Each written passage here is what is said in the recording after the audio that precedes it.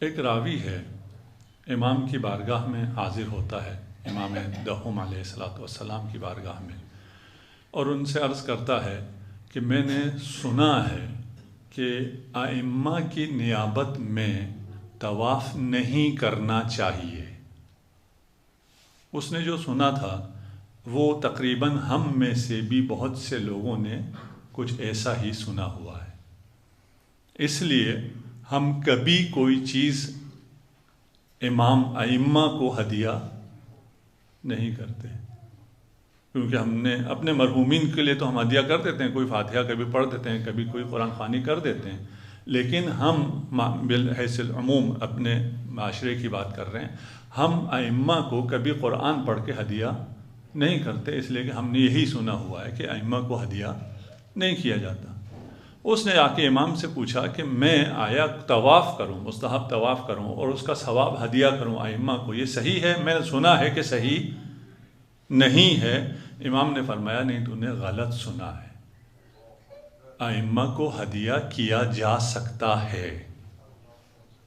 اور طواف اس روایت میں طواف ہے صرف، اور تمام مستحب عمل اگر آپ انجام دیں اور ائمہ کو ہدیہ کریں تو وہ عمل دو چندان ہو جاتا ہے، اس کی ارزش کہیں بڑھ جاتی ہے، وہ آپ میں بھی انقلاب لے آتی ہے، اس عمل کو بھی منقلب کر دیتی ہے۔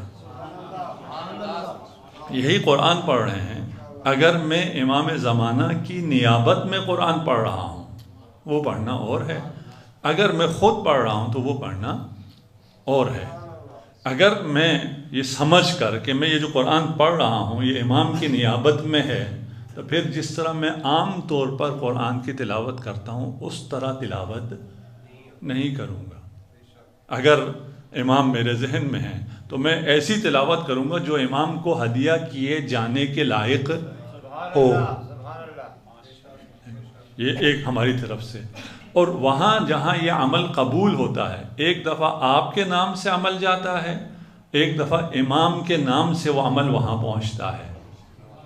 اگر آپ کے نام سے جائے شاید کوئی اس پہ توجہ ہی نہ کرے، لیکن اگر وہ امام کے نام سے وہاں پہنچے، اللہ کی بارگاہ میں پہنچے، تو وہ عمل یقیناً قبول ہوگا انشاءاللہ۔ یہاں پوچھا کہ میں طواف کروں، امام نے اجازت دی۔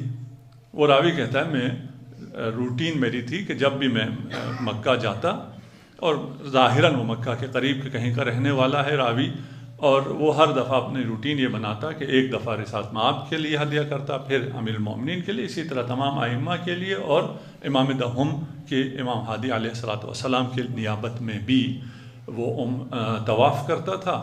2 سال بعد کہتا ہے میں دوبارہ امام کی خدمت میں حاضر ہوا اور میں نے بتایا کہ میری روٹین یہ ہے کہ میں رسالت مآب سے شروع کرتا ہوں اور عام تک ہر روز جتنا مجھ سے ہو سکتا ہے ہر روز ایک دن میں ہدیہ کرتا ہوں اپنے طواف کے ثواب کو۔ تو امام نے فرمایا تو سیدہ ہماری جد فاطمہ الزہرا کی نیابت میں بھی طواف کرتا ہے؟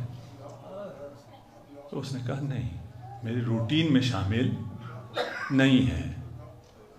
امام نے فرمایا زیادہ سے زیادہ جناب زہرا کو ہدیہ کرو طواف، اور یہ جو طواف ہے وہ باقی تمام طواف سے زیادہ افضل ہے۔ رسالت مآب کو ہدیہ کرنے سے زیادہ افضل ہے جناب زہرا کو ہدیہ کرنا۔ کیوں؟ اس لیے کہ جو فرقان ہے، حق اور باطل میں جو تمیز ہے وہ جناب سیدہ سے ہے۔ کون رسالت مآب کے خلاف گیا، کون نہیں گیا، کس نے دل دکھایا، کس نے نہیں دکھایا، اتنا واضح نہیں ہوتا۔